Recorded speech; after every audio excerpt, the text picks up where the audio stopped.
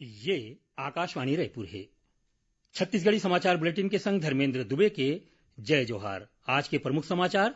केंद्रीय स्वास्थ्य मंत्रालय ह लोगन मन ले कोरोना संक्रमण ले बाँचे बर सतर्क, सावधान और सोशल डिस्टेंसिंग के पालन करे के सलाह दे हे। राज्य सरकार ह स्पंज आयरन और स्टील सेक्टर के उद्योग मन बर क्षेत्रवार छूट के सीमा ल 60 ले बढ़ा के 150% कर दे हे। और देवारी तिहार ल देखत प्रदेश के कतकोन जिला में ए बेरा खाद्य और औषधि प्रशासन विभाग डहार ले अभियान चलाए जात हे। सुनो एक जरूरी संदेश। कोविड महामारी के खिलाफ देश एकजुट होकर लड़त है। आपो मन हमर संग सुरक्षा और बचाव के 3 सरल जरूरी उपाय के संकल्प लेवो। पहली उपाय, जब भी घर ले बाहर निकलो मास्क जरूर लगावो। दूसरा उपाय, लोगन ले 2 गज के सुरक्षित दूरी रखना ही जरूरी। तीसरा उपाय, अपन हाथ घेरी बेरी साबुन और पानी ले बने असन धोवो। ये 3 आसान उपाय अपना के आप मन कोरोना ला हरा सकत हो। अब समाचार विस्तार ले। केंद्रीय स्वास्थ्य मंत्रालय डहार ले हालेज में जारी करे गए आंकड़ा में कहे गए है कि कोरोना संक्रमण ले 70% पुरुष मन के मौत होए हे। उहें 17 साल ले कम उम्र के लइका और 18 ले 25 साल में ए दर 1% हवय। आंकड़ा के मुताबिक कोरोना संक्रमण के खतरा सियनहा लोगन मन में ज्यादा देखे जाथे। ऐसन में स्वास्थ्य विभाग ह लोगन मन ला सतर्क, सावधान और सोशल डिस्टेंसिंग के पालन करे के सलाह दे हे और संगे संग अपन हाथ ला साबुन पानी ले 20 सेकंड तक धोए के बात कहे हे। ए बेरा छत्तीसगढ़ में 1000 ले ज्यादा सरकारी केंद्र मन में कोरोना संक्रमण के एंटीजन जांच करे जाथे। इति दंतेवाड़ा जिला में मोबाइल मेडिकल यूनिट डहार ले स्टेट बैंक ऑफ इंडिया के मुख्य शाखा में काम करैया जम्मो अधिकारी और कर्मचारी मन के कोरोना जांच करेगिस।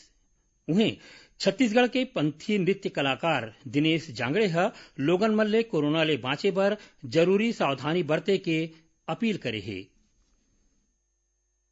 कोरोना संक्रमण के इस दौर प्रधानमंत्री नरेंद्र मोदी जी द्वारा जन जागरूकता के लिए जन आंदोलन का आह्वान किया गया है। अतः मैं सभी से अपील करता हूं कि घर से बाहर जब भी निकले मास्क पहन कर निकले, एक दूसरे से 2 गज की दूरी बनाए रखें, अपने हाथ को साबुन से धोते रहें एवं सैनिटाइजर का उपयोग करते रहें। याद रखें, जब तक दवाई नहीं तब तक ढिलाई नहीं।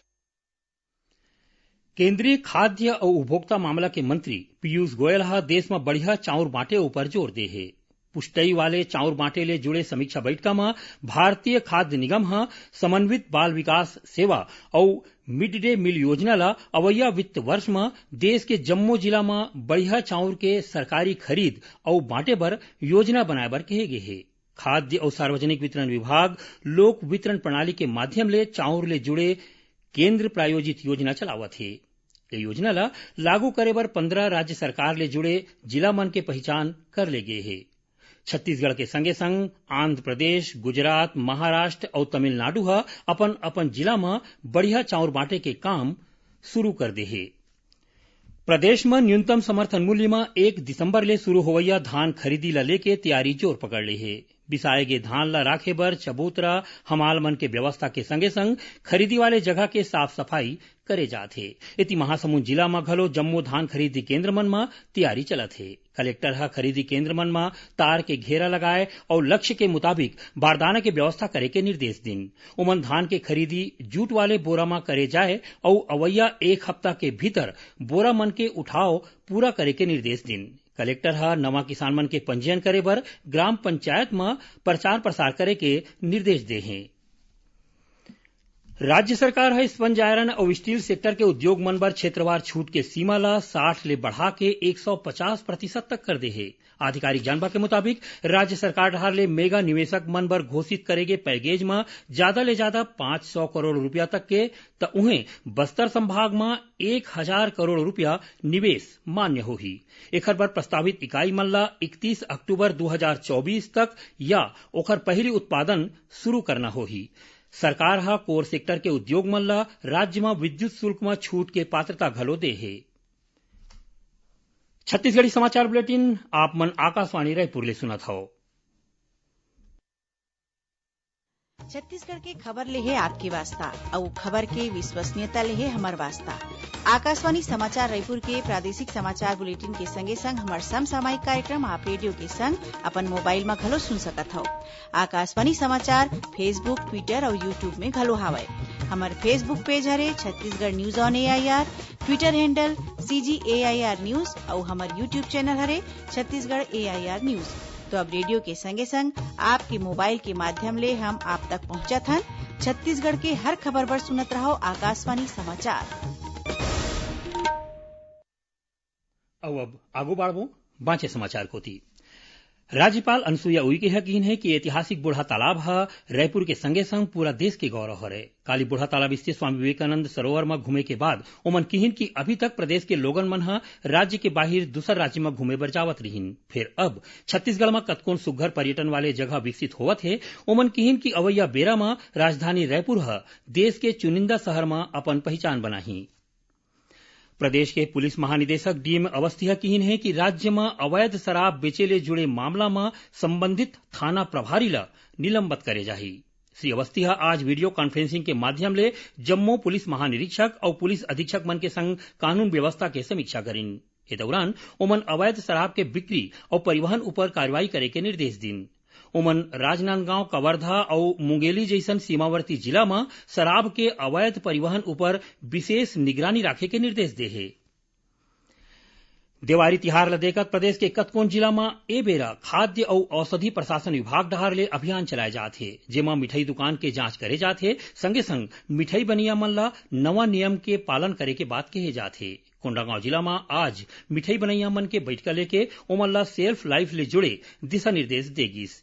जानबा के मुताबिक भारतीय खाद्य सुरक्षा और मानक प्राधिकरण ह आम लोगन मन के बीच जुन्ना मिठाई ह तिहार के बेरा में झन पहुंचाए एखर बर 1 अक्टूबर ले देश में नवा नियम लागू करे हे।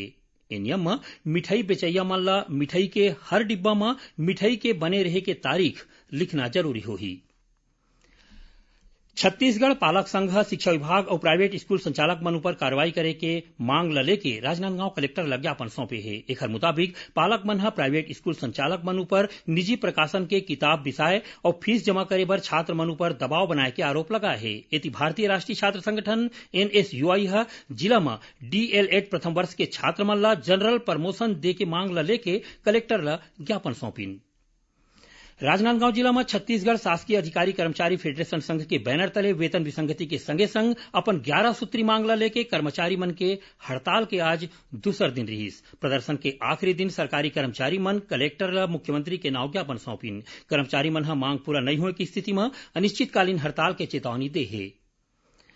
महासमुंद जिला के गांव गौतरी मन में जन्म और मृत्यु के पंजीयन अब ऑनलाइन होवत हे। ए बारे में कलेक्टर ह बताइन कि जन्म और मृत्यु के फर्जी प्रमाण पत्र के कतकोन मामला आगू आए के बाद ए प्रमाण पत्र के ऑनलाइन पंजीयन के काम शुरू कर दे गए हे। अब थोरकुन समाचार सार में काली होय मरवाही विधानसभा उपचुनाव में करीबन 12 जिन कोरोना संक्रमित मरीज मन ह घलो वोट डारिन। कोरिया जिला के खड़गावा ब्लॉक के धनपुर, अनबोलनी, पारा और कासा बेहरा गांव में पाशुरतिहा हाथी मन के दल ह उत्पात मचाए हे। ए घटना में एक ठिन मवेशी के मौत हो गए और फसल ला घलो अब्बड़ नुकसान पहुंचाए गए हे।